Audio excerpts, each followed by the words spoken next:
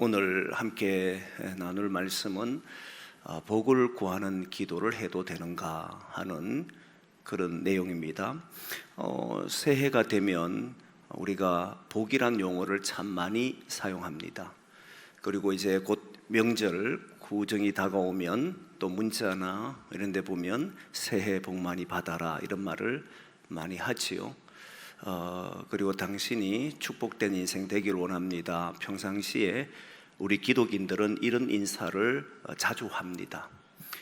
그런데 마음 한쪽에서는 이렇게 말하는 것이 과연 신앙적인가? 이런 질문을 할 때가 있어요. 물론 그런 것이 아무런 문제가 되지 않고 우리가 복을 위해서 말하는 것이 어때? 그게 좋은 거지 라고 말하는 사람도 있지만, 또 한편에서는 야 그래 기독인이 적어도 이게 맨날 복만 구해서 어떡하노? 이게 참 바른 신앙인인가? 이런 고민을 하는 그런 경우도 있죠. 그래서 새해가 됐을 때 우리가 새해 복을 많이 받으십시오 이렇게 인사보다는 새해 하나님이 함께 하시기를 바랍니다 이런 인사가 오히려 더 신앙적인 것 같고 더 믿음이 좋은 사람 같고, 복을 많이 받으십시오라고 하는 말은 마치 세상 사람들이 하는 것처럼 그렇게 느껴지기도 하잖아요. 그래서 그런 마음들이 들기도 하는데, 과연 성경은 복을 구하는 기도를 해도 되는가? 여기에 대해서 우리가 한번 정리를 하려고 해요. 얼마 전 몇 해가 됐을 텐데 우리 부교육자로 있었던 어떤 그 전사님이 대신방을 했을 때에, 대신방하면 각 가정에 올 한 해 어떤 복이 있었으면 좋겠는가 이 생각을 가지고 말씀을 준비하고 가거든요. 저는 그 가정에 이런 일이 있었으면 좋겠다, 또는 이런 하나님의 은혜가 있으면 좋겠다 해서 생각을 하고 가져가고 이제 말씀을 전하는데, 돌아오는 중에 그런 이야기를 하는 거예요. 목사님, 왜 가정마다 축복의 기도만 하고 축복의 말씀만 전합니까? 이런 이야기를 하는 거예요. 그게 마치 어떤 기독교가 복을 비는 종교처럼 보이기 때문에 마음이 계속 이제 걸린다는 거예요. 과연 그럴까? 이런 이야기를 하면서 대화를 한 적이 있었는데, 사실 이렇게만 기도하면 마치 신앙이 없거나 세상 사람처럼 보이는 이런 문제가 있더라는 거예요. 그래서 과연 성경에서는 복을 구하는 기도를 어떻게 생각하는 것인가? 이걸 한번 정리하려고 하는 거예요. 성경에 보면 하나님께서는 우리가 복되게 살기를 원합니다. 그건 분명해요. 창세기에도 하나님께서 천지를 창조하신 후에 사람을 창조하시는데 자기 형상대로 지으시고는 에덴 동산에 두시고 생육하고 번성하여 땅에 충만하라. 그죠? 하나님은 고통받고 아파하고 힘들어하라 이런 게 아니고 생육하고 번성하고 땅에 충만하라. 하나님은 우리가 이 땅 위에 살아가면서 충만하기를 원하신다는 거예요. 그리고 실제 성경에 곳곳에 보면 복을 구하는 기도들이 많습니다. 오늘 본문도 야베스의 기도라 그래서 많은 우리가 찬양 CCM도 있고 여러 가지 많은데, 예전에는 이 야베스 기도를 가지고도 사람들은 야 이걸 어떻게 이런 지경을 넓혀달라고 그러고 이런 기도를 할 수 있느냐, 하나님의 뜻을 구하고 하나님 나라가 확장되게 하고 이런 기도를 해야 되지라고 했지만, 우리 성경에 분명하게 이게 축복의 기도가 들어있단 말이에요. 그리고 이런 보면 민수기 6장 23절 이하를 보면 하나님께서 아론에게 이스라엘을 위해서 기도하라는 내용이 나오는데, 6장 23절 24절 한번 보겠습니다. 혹시 띄워줄 수 있나? 같이 보겠습니다. 시작. 너희는 이스라엘 자손을 위하여 이렇게 축복하여 이르되, 여호와는 내게 복을 주시고 너를 지키시기를 원하며. 그죠? 하나님께서 아론에게 이스라엘 백성들을 위해서 기도하는데, 여호와께서는 너에게 복을 주시기를 원하며, 하나님의 복이 임하기를 원하는 기도를 대제사장에게 시키거든요. 그리고 시편 67편 1절의 말씀에도 보면 그런 내용이 나오는데 한번 보겠습니다. 같이 봅니다. 시작. 하나님은 우리에게 은혜를 베푸사 복을 주시고 그의 얼굴빛을 우리에게 비추사. 여기에도 분명히 복을 구하는 기도가 나오잖아요. 성경 곳곳에서는 복을 구하는 기도가 많이 있습니다. 이처럼 하나님은 우리가 복을 구하며 복 있는 삶이 되기를 원하는 거잖아요. 시편 1편 같은 경우만 해도 복 있는 사람은 항상 우리가 복이 있는 사람이 되기를 원하는 거예요. 하나님은 우리가 고통스러워하고 아파하고 힘들어하고 거기에서 무너져 살기를 원하고 하는 것이 하나님의 뜻이 아니라는 거예요. 사실 부모들이 자녀들이 힘들어하는 삶을 원하는 부모가 어디 있습니까? 고통스러워하고 괴로워하고 일하는 것마다 잘 안 되고 이렇게 살기를 원하는 분은 단 한 명도 없을 거예요. 자기 자녀들이 잘 살고 행복하고 물질의 복도 있고 건강의 복도 있고 하는 계획대로 이루어지기를 원하고, 그런 것이 하나님이 원하는 것처럼 우리 부모들도 그렇게 원한단 말이에요. 그래서 하나님이 가장 기뻐하는, 사람을 창조하신 이유가 무엇입니까? 했을 때 요리 문답에 보면 하나님을 영화롭게 하는 것이고 그를 기뻐하는 것이다 라고 하는 거거든요. 하나님을 영화롭게 하고 하나님을 기쁘게 하는 게 뭐냐라고 했을 때, 하나님이 언제 가장 기뻐하실까? 언제 가장 하나님은 행복해 하실까? 하나님이 좋아하실까? 라고 했을 때, 우리가 이 땅의 어둠에 속해 사는 것이 아니고 주님이 주시는 복을 누리며 사는 것을 하나님은 가장 기뻐하신다는, 그렇잖아요. 우리도 이 땅 위에 자녀들이 살아가는데 서로 형제 간에 싸우고 그 다음에 이웃 간에 다투고 이렇게 사는 것을 누가 그 자녀를 보고 좋아하겠습니까? 서로 화해하고 기뻐하고 서로 행복해하고 서로 살아가면서 많은 은혜를 나누고 이런 삶을 부모가 기뻐하잖아요. 자녀를 보면 그게 가장 기쁘다는 거예요. 그래서 오늘 저와 여러분들이 기억해야 될 것은, 가장 먼저 하나님은 우리가 복 있는 삶을 살기를 원하신다는 거예요. 성경에 곳곳에 그렇게 나오는, 고통과 고난 속에 우리를 지나기를 원하시는 것이 아니고 언제나 주의 복 안에서 지나기를 원한다는 거예요. 실제 성경을 보면 그런 사람들이 많이 등장합니다. 우리가 잘 아는 대로 이제 성경에 보면 아브라함, 이삭, 야곱, 요셉, 다윗, 솔로몬, 그리고 수많은 믿음의 사람들이 보면 거부가 되기도 하고 그 안에 물질의 복도 있고, 신명기 28장 같은 경우에 보면 말씀에 순종하면 복을 받는데 들어가도 복을 받고 나가도 덜을 받고 덜해도 복을 받고 이런 이야기가 나온단 말이에요. 하나님은 이런 모든 내용들을 보면 하나님은 우리가 복을 받고 살아가기를 원하신다는 거예요. 당연히 이런 기도는 해야 되느냐 했을 때 해야 합니다. 문제는 어떻게 구하느냐는 것은 조금 뒤에 두도록 하고, 일단 하나님은 우리가 축복된 삶을 누리기를 원하신다, 이 점은 분명하다는 거예요. 그러면 성경에서 생각하는 축복은 무엇일까라고 하는 부분을 가지고 조금 이야기하려고 하는데, 사실 우리가 생각하는 복은 건강, 그리고 물질, 어떤 명예, 어떤 지위를 얻거나 사람들의 존경을 받거나 뭐 이런 거잖아요.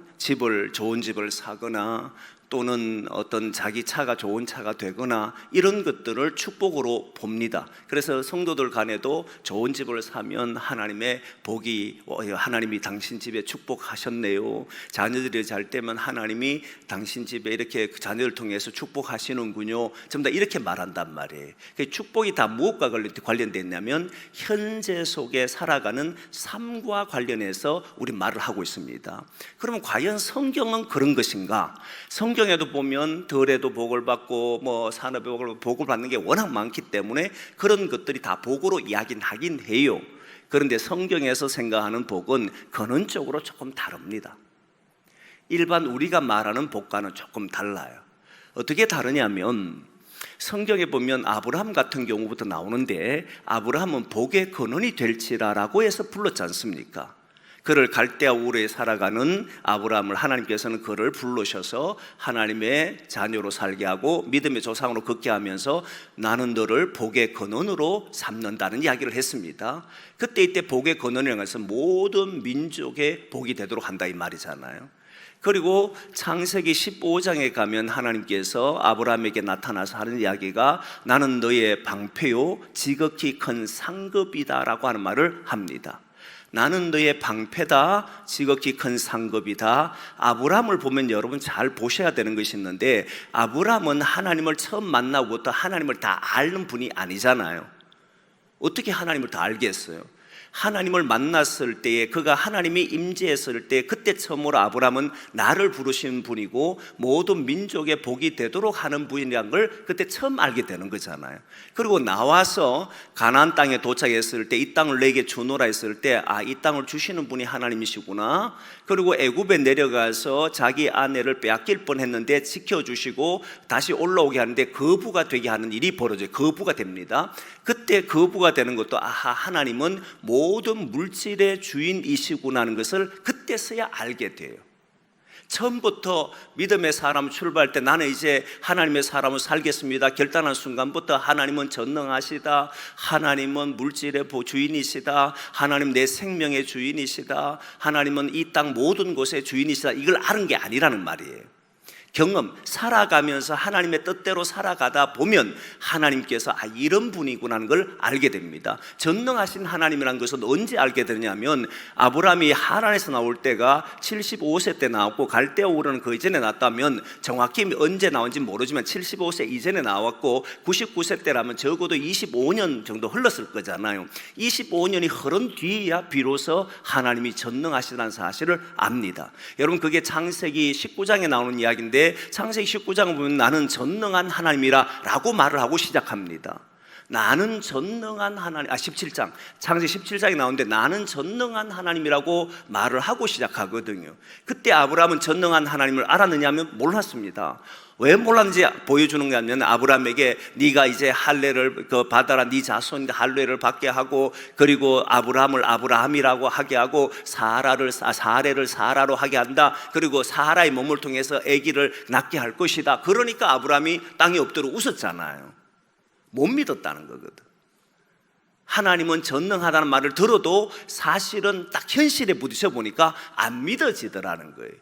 여러분, 우리도 신앙생활을 하다 보면 하나님은 전능하다는 사실을 다 고백하지만 실제 자기 앞에 벽이 생기고 문제가 해결되지 않으면 아직 그걸 경험해 보지 못하면 그냥 입술로만 전능하신 하나님이라고 고백할 뿐이지 실제로 믿어지는 건 아니거든요. 어떤 문제가 탁 일어나 보면 이건 도저히 안 돼 이러면 우리 포기해버립니다. 근데 하나님이 전능하다 그러면 포기할 수가 없잖아요. 그리고 실제 그 문제 극복되면 우와, 하나님은 실제로 전능하신 분이네요, 이렇게 고백되는 거거든요. 신앙은 말씀을 듣고 그 말씀에 따라 살아갈 때에 하나님을 경험하게 되어 있습니다. 이걸 우리는 체험이라 그러잖아요. 체험을 하게 되면 우리는 어떤 분을 모시냐면 하나님은 여기에서 이렇게 역사하시는 분이군요 알게 되는 거예요. 아브라함이 자기 아내를 애굽의 왕에 뺏겼을 때에 그는 자기는 아내를 지킬 수 없는 사람이었지만 하나님은 아내를 지키시는 분이잖아요. 그때 그는 고백하기를 하나님은 나를 지키시는 분인 줄 깨닫게 되는 거거든요. 그러니까 방패란 말이 이해가 된단 말이에요. 창세기 15장에 방패라 했을 때 그 말은 충분히 바로 앞에 또 롯과 롯이 전쟁에서 잡혀갈 때에 그를 구하러 가기 위해 318명 데리고 구하러 가지 않습니까? 4개 나라에 잡혀가고 있는 롯을 데려오는데 그때 데려온 이유가 뭐냐면 하나님은 방패시다라는 것을 알았기 때문에 간 거예요. 안 그러면 어떻게 가겠어요? 그런데 중요한 것은 상급이라 그러니까 나는 너의 상급이야 그러니까 이게 믿어지지가 않는 거예요. 그때 아브라함이 하나님 내게 뭘 주려고 합니까? 나는 무자이온데 이렇게 이야기해요. 자식이 없는데 라고 말하면서 이야기를 꺼냅니다. 사실 아브라함은 받은 게 많습니다. 물질을 또 어마어마하게 많이 받았어요. 그는 어마어마한 거부가 됐습니다. 그런데도 불구하고 그는 자기는 아무것도 없다라고 이야기하고 나는 자식이 없다라고 이야기합니다. 그러면 이 사람은 분명히 하나님께 받은 복이 많은데 왜 이런 소리를 하느냐라고 했을 때 아브라함이 생각하는 축복은 단순히 물질로만 본 게 아니었다는 거예요. 뭘로 받느냐면 하나님의 약속으로 받다는 거예요. 하나님의 약속을 복으로 받다는 거예요. 하나님이 나를 축복의 통로로 세웁니다 라고 했을 때 그 말이 이루어지는 것이 바로 아브라함에게는 축복이었고 하나님의 복이었다, 이렇게 본 거예요. 그러니까 자기는 자식이 없는데 어떻게 모든 민족이 복이 됩니까? 나와 내 후손이 복이 된다고 말합니까? 라고 했을 때 그는 엘리에셀이나 자기 종 엘리에셀이나 상속자로 삼으려고 합니다니까 하나님이 아니다, 너의 씨로 말미암아 될 것이다 라고 하는 것을 함으로써 하나님의 뜻을 조금씩 알아갔던 사람이 바로 아브라함이라는 거예요. 그때 생각한 아브라함은 복은 하나님의 약속이 이루어지는 것을 복이란 말하는구나. 그리고 여러분 보면 이삭도 똑같았습니다. 이미 여러분 창세기를 통해 제하고 말씀을 나눴기 때문에 압니다. 이삭은 흉년이 들어서 그랄 땅을 지나서 애굽으로 내려가려고 하다가 그랄 땅에 도착했을 때에 거기서 하나님이 그에게 나타나셔서 말씀하잖아요. 네 땅에 머물러라. 그럼 내가 너희 아버지에게 약속한 것을 이루겠다. 너도 너와 내 후손이 천하 만민의 복을 얻게 할 것이다. 동과 서와 남과 북 모든 곳에 너와 내 후손의 복을 받을 것이다 라고 이야기했어요. 이제 이삭은 하나님의 복을 받기 위해서는 남을 것인지 아니면 애굽으로 먹을 것을 향해 찾아갈 것인지를 결정해야 됩니다. 그런데 이삭은 그 자리에 남았잖아요. 남고 있었을 때 갑자기 하늘에 흉년들이 물러가고 비가 내리고 여러분 날씨가 농사를 지을 수 있도록 해주고 이런 날씨가 된 게 아니에요. 여전히 흉년 때입니다. 그런데 그 이삭이 그 해에 농사를 지었더니 100배의 복을 받더라 이렇게 나오잖아요. 이삭도 하나님 앞에 복을 받았지 않습니까? 하나님의 사람들은 하나님께서는 복을 받는 인생이 되기를 원하신다는 거예요. 저와 여러분들이 고통 속에 사는 것을 원하는 것이 아니고 하나님의 복 안에서 살기를 원하신다는 거예요. 야곱도 여러분 보십시오. 아버지 집에 있을 때는 형을 속이고 아버지를 속였던 사람입니다. 에서의 형을 속이고 자기 아버지를 속였습니다. 이유가 뭐냐면 그가 얻을 수 있는 복은 뭐라 생각하냐, 물질의 복, 아버지 재산, 상속권 이런 걸 받은 복이라 생각했잖아요. 그는 그렇게 알고 형도 속였고 아버지도 속였잖아요. 그런데 그가 이제 형이 자기를 죽인다는 사실을 알고는 그는 이제 바단 아람으로 라반의 외삼촌 집으로 가지 않습니까? 가는데 베델이라는 곳에 도착했을 때 사닥다리 환상을 통해서 하나님을 만나지 않습니까? 그런데 그 하나님 만나는 사건을 보면 무슨 이야기가 나오냐면 아브라함과 이삭에게 했던 그 약속의 말이 똑같이 야곱에게 주어지잖아요. 약속이 주어지는 거예요. 나는 너를 이곳으로 다시 데려올 것이다. 너와 내 후손을 통해서 천하 만민이 복을 받게 할 것이다. 이렇게 약속을 하니까 그때 야곱이 나를 돌아오게 한다면 이곳을 베델이라 하겠노라고 막 하면서 여기는 버두엘 하나님의 얼굴을 뵀습니다라고 말하고 막 이런 일이 벌어졌단 말입니다. 그리고 야곱은 이제부터 어떻게 사느냐면 그전에는 형을 속여 어떻게 하면 물질을 많이 가져갈까, 돈을 많이 벌을 수 있을까, 내가 어떻게 될 수 있을까 이런 가지고 고민했다면 이제부터는 하나님의 약속을 이루기 위해 살아갔던 거예요. 내가 있으므로 외삼촌 집이 잘 되도록 하려고 했고, 그래서 성경을 보면 외삼촌 집이 야곱이 온 이후로부터 잘 되더라 이런 말이 나오잖아요. 그러니까 야곱이 생각하는 축복은 그전에는 물질 많으면 복이었고 건강한 복이었다고 생각했는데 그 이후로부터는 하나님의 약속의 말씀이 자기를 통해서 이루어지는 것이 복이라고 생각했던 거예요. 요셉도 똑같습니다. 요셉이 보면 애굽에 팔려가서 보디발 집에 갔는데 보디발 집에 갔을 때에 요셉이 들어간 날부터 그 집이 잘 된 거잖아요. 요셉이 왜 그렇게 사냐 할 때 만민의 생명을 구원하게 하신다는 하나님의 뜻을 알고 그렇게 살았단 말이에요. 그러니까 야곱이 생각한 하나님의 축복은, 요셉이 생각하는 하나님의 축복은 자신을 통해서 만민이 복을 얻는 것이라고 생각했던 것이 축복이었던 거예요. 자기를 통해서 하나님의 뜻이 드러나도록 한다는 거예요. 그게 성경에 나오는 사람들이 복이라는 거예요. 다윗도 보면 여러분 놀랍게도 다윗이 있을 때에 그 주변의 사람들이 다 안정됐습니다. 그 나라가 평안했습니다. 그러니까 다윗을 통해서 그 주변의 나라뿐만 아니라 그 백성들 모두가 평안한 나라가 되잖아요. 그게 누구의 복이었냐면 아브라함의 주신 복이었잖아요. 그걸 위해 살았던 사람이 바로 다윗이잖아요. 그래서 솔로몬도 그렇게 살다가 나중에 말년돼서는 어느 시간 지나서는 하나님 뜻을 저버리고 자기 향락과 쾌락에 빠져가지고 결국은 하나님이 주신 이 복을 누리지 못했어요. 그 사람이 못 살았습니까? 솔로몬만큼 잘 사는 사람도 없잖아요. 어마어마하게 잘 살았습니다. 누릴 걸 다 누렸잖아요. 그런데 그걸 보고 복이라고 말하지 않았다는 거예요. 하나님의 뜻대로 하나님이 원한 대로 이루어가는 삶이 될 때에 성경은 그것을 보고 하나님의 복이다라고 이야기했던 거예요. 세상에서는 물질을 많이 가지고 있고 그 다음에 지위가 높아지고 명예를 얻고 건강하고 이런 것들을 복으로 말하지만 성경에서는 하나님의 약속을 가지고 그 약속이 이루어짐을 받는 사람이 복 있는 사람이다 라고 이야기하는 거예요. 자, 그럼 이제 다시 돌아가서 그럼 물질을 위해서 기도하면 안 됩니까? 물질의 복을 위해서 기도하면 안 됩니까? 건강의 복을 위해서 기도하면 안 됩니까? 아니면 우리가 어떤 사업을 잘할 때 사업을 위해서 복을 기도하면 안 됩니까? 라고 하는 문제가 생길 수 있지 않습니까? 여러분, 여기에서 약속과 어떻게 연결되는지를 보셔야 돼요. 하나님이 저와 여러분들이 약속한 것이 뭐냐면 하나님의 나라입니다. 그렇죠? 예수님 이 땅에 오셔서 했던 메시지의 핵심이 하나님 나라였고, 바울이 복음 전도하는데 핵심이 예수 그리스도와 하나님 나라셨습니다. 반드시 하나님 나라예요. 하나님의 나라를 위해서 우리에게 약속하셨단 말이에요. 그럼 하나님의 나라가 우리에게 주어지는 것인데, 하나님의 나라를 이렇게 생각하면 이제 문제가 생기는 거예요. 하나님의 나라가 우리가 죽어서 가는 곳이다 라고 생각을 하게 되면, 우리는 축복을 받은 거 언제냐면 죽어서 받는 것으로 생각합니다. 그런데 하나님은 우리에게 생육하고 번성의 땅에 충만하라고 말씀하셨고, 우리가 이 땅 위에서 복을 누리며 사는 것을 원하신다라고 말씀을 했습니다. 그게 성경 전반에 나오는 이야기예요. 자, 그러면 보십시오. 이제부터는 우리가 살아가면서 물질이 없어. 주님이 고통당하기를 원합니까? 안 원합니까? 원하지 않는다는 거예요. 물질 때문에 자녀들이 어려워해. 물질 때문에 집안 전체가 힘들어해요.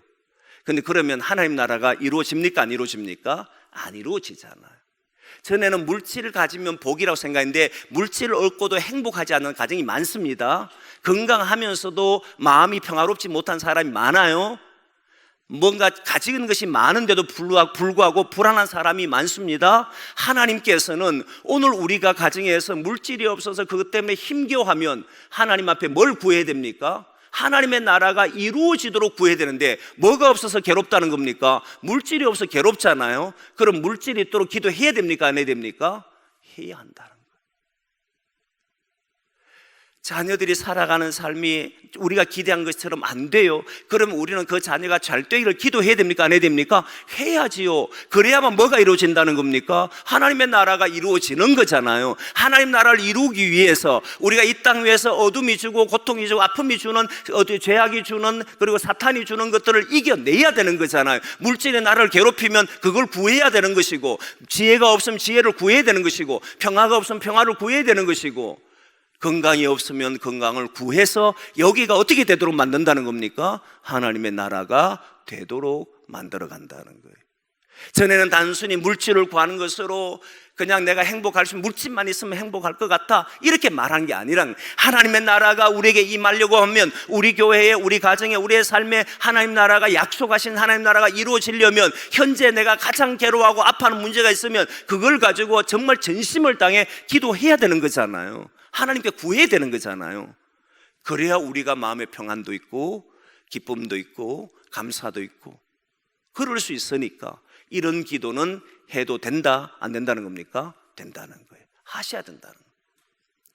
하나님이 이 땅 위에 우리가 살면서 하나님과 단절돼 살아간 우리가 여전히 지금 전에도 말씀드렸습니다만, 더위와 추위와 심음과 거둠과 이런 것들 속에 살아가면서 끊임없이 아파할 수밖에 없는 인생이지만, 하나님은 그 속에 우리가 살기를 원치 않는다는 거잖아요. 하나님 주신 의와 기쁨과 평안이 있는, 그리고 희락 있는 삶을 살기를 원하시는 거잖아요. 하나님 언제나 우리가 기뻐하고 우리가 환희를 가지고 우리가 감사하고 우리의 모든 속에 평안을 누리며 살기를 원하시는 것이 하나님의 뜻이란 말입니다. 하나님이 원하는 그것이란 말이에요. 그런데 우리 속에 괴롭히는 게 있어요. 우리를 무너뜨리는 게 있어요. 현실적인 문제가, 아픔이 있어요. 그럼 당연히 뭐 해야 됩니까? 기도해야지요.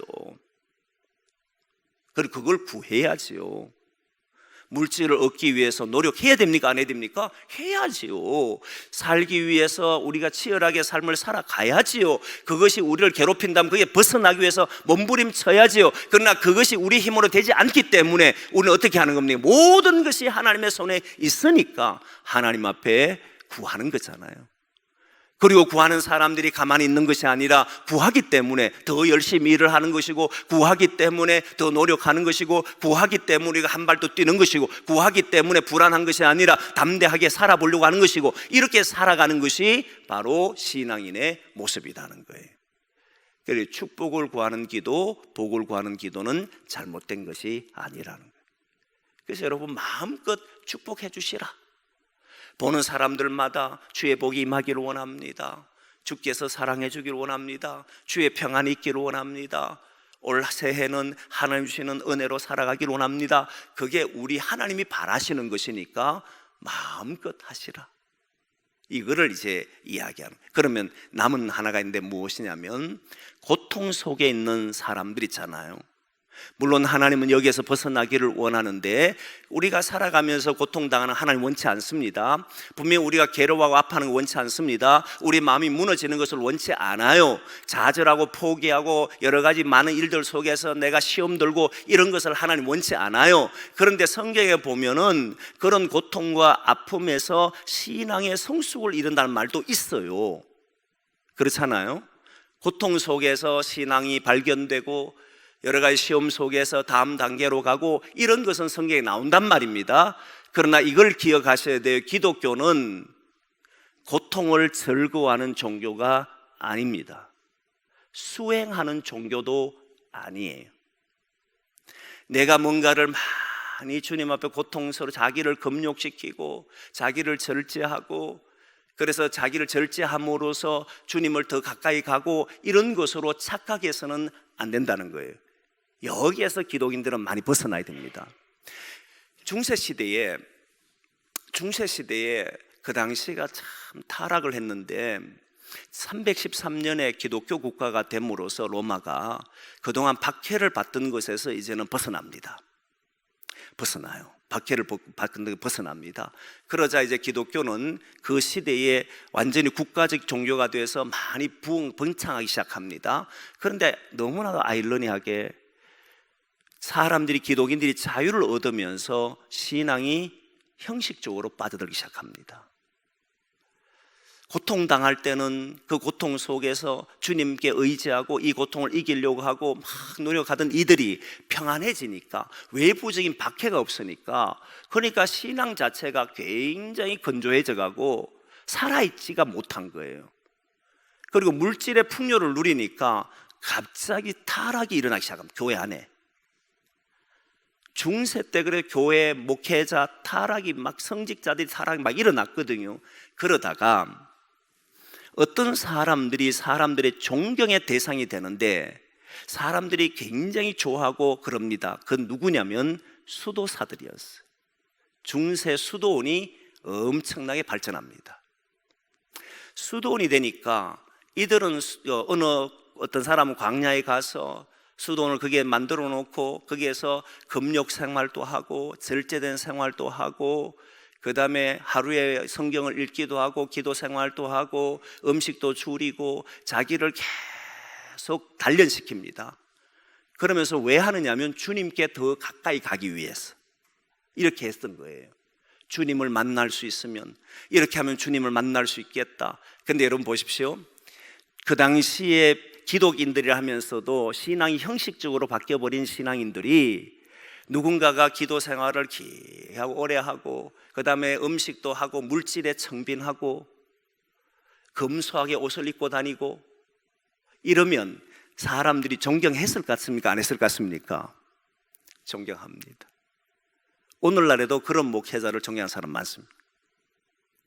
성경책 옆에 탁 끼고 그 다음에 말도 정말 천사와 같은 말을 하고 그리고 어떤 청빈하게 살고 그죠? 절제하고 금욕적인 생활하고 금식기도 많이 하고 이러면 진짜 좋아해요.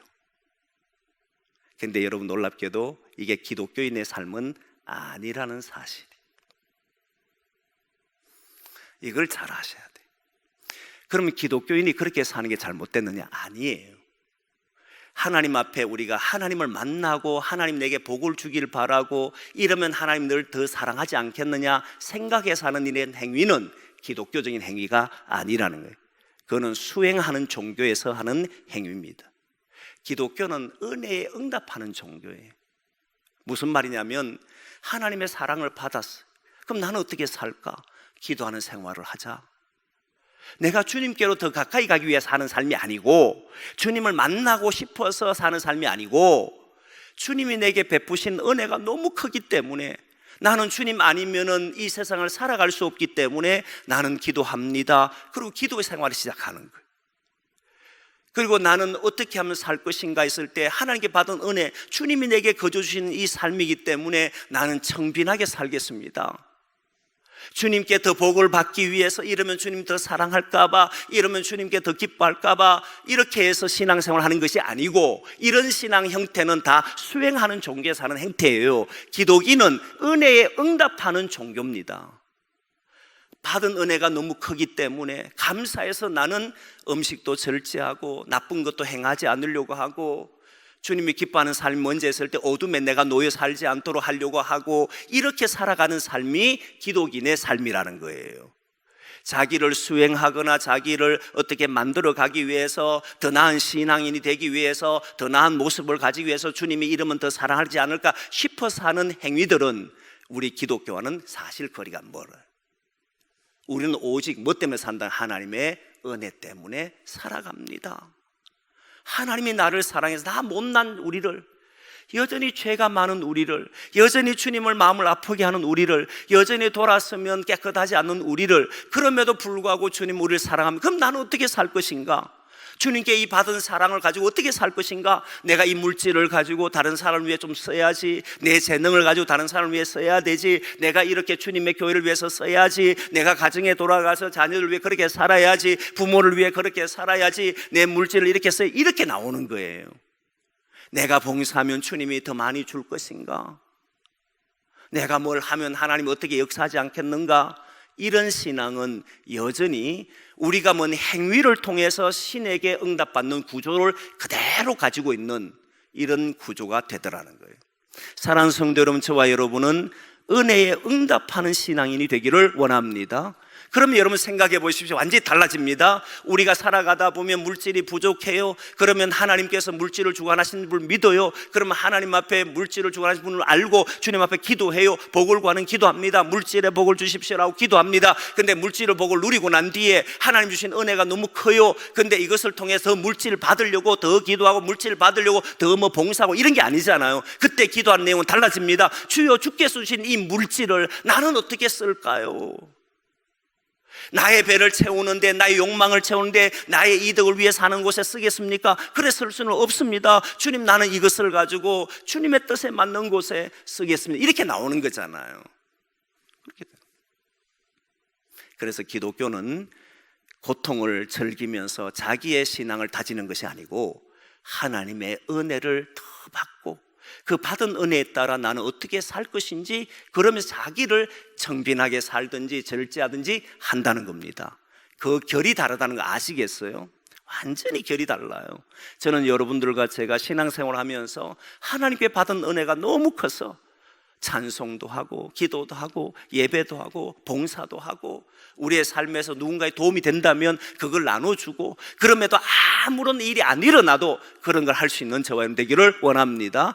보십시오. 기독교인들, 성경에 나오는 기독교인들 보십시오. 예수 믿은 사람들, 예수 믿고 난 뒤에 바울이든 제자들 보십시오. 그들은 주를 위해서 얼마나 열심히 살았습니까? 그런데 매도 맞잖아요. 돌에 던짐도 받잖아요. 죽을 뻔한 적도 있잖아요. 그럼 이 사람들 전부 저주받은 인생입니까? 아니잖아요. 이들은 받은 은혜가 크기 때문에 내 목숨을 누굴 위해 살 것인가, 내게 주신 것을 어떻게 살 것인가, 전부 응답으로 나타나더라는 거예요. 하나님께 받은 은혜가 크기 때문에 그 삶의 응답으로 나오는, 그들은 감옥에 가도 찬송하고 기도했고, 이것이 이 기도하면 감옥에서 하나님 날 풀어주겠지, 이런 생각 아예 없습니다. 여기에서 나는 뭘 할 것인가? 주님을 높여서 찬송할 것이다. 나는 기도할 것이다. 그 전부 응답으로 나온 거예요. 삶에서 하나님의 응답으로 행동했던 사람들이 기독인이잖아요. 그게 성경에 나오는 믿음의 사람들의 모습이라는 거예요. 그래서 우리는 신앙하면서 그 다음 단계에 올라가고 그 다음 단계에 올라가고 막 이렇게 하는 것이 아니고, 오늘도 여러분 주님의 은혜를 사모하고 그 받은 은혜를 가지고 살아갈 수 있기를 원합니다. 그게 재능을 발견한 사람들이 그렇게 다 돼요. 나는 부족하기 이를 데 없고, 나는 연약하기 이를 데 없고, 나는 보면 보잘것 없고 사람들 앞에 내세울 것 없는데 나를 세우신 하나님을 생각하면 내게 있는 것이 뭘까? 내게 주신 것이 뭘까? 내게 어떤 것이 다른 것이 있을까? 그럼 이걸 가지고 어떻게 사용하지? 나는 이런 거 있으면 이런 데 한번 사용해 볼까? 거기에는 부끄러움도 없고 아픔도 없고 사람들의 말도 필요하지 않고 오직 그 일을 하게 된다는 거예요. 왜? 받은 은혜가 크기 때문에. 받은 은혜가 크기 때문에. 그래서 여러분, 우리는 오늘 또 복을 위하는 기도 여러분 하셔야 됩니다. 여러분을 아프게 하는 일이 있으면, 힘들게 하는 일이 있으면 그거를 이기게 해달라고 기도하셔야 돼요. 그걸 가지고 극복하시려고 해야 합니다. 그걸 구하는 기도 하셔야 돼요. 그러나 그것이 구해지고 응답되고 났을 때에 또 되지 않을 때 상관하지 않고 여전히 나는 그럼 내 인생을 가지고 하나님의 받은 은혜를 어떻게 전할 것인가 하면서 그 인생을 참으로 복되게 사는 사람들이 되기를 원합니다. 복을 구하는 기도는 복을 가지고 사용하는 사람이라는 것, 주님께 은혜 받은 사람은 그 은혜에 응답하며 사는 사람인 것 잊지 말고 우리가 함께 주어진 삶을 귀하고 아름답게 만들어가기를 원합니다. 오늘부터 여러분들이 뭐가 부족한지는 모르지만 그 부족한 것을 구하십시오. 그리고 그것을 위해 사모하십시오. 주님 앞에 바라십시오. 그리고 주님이 그 은혜를 베푸실 때 그걸 가지고 마음껏 사용하시고 그렇게 복된 삶이 되기를 소망합니다.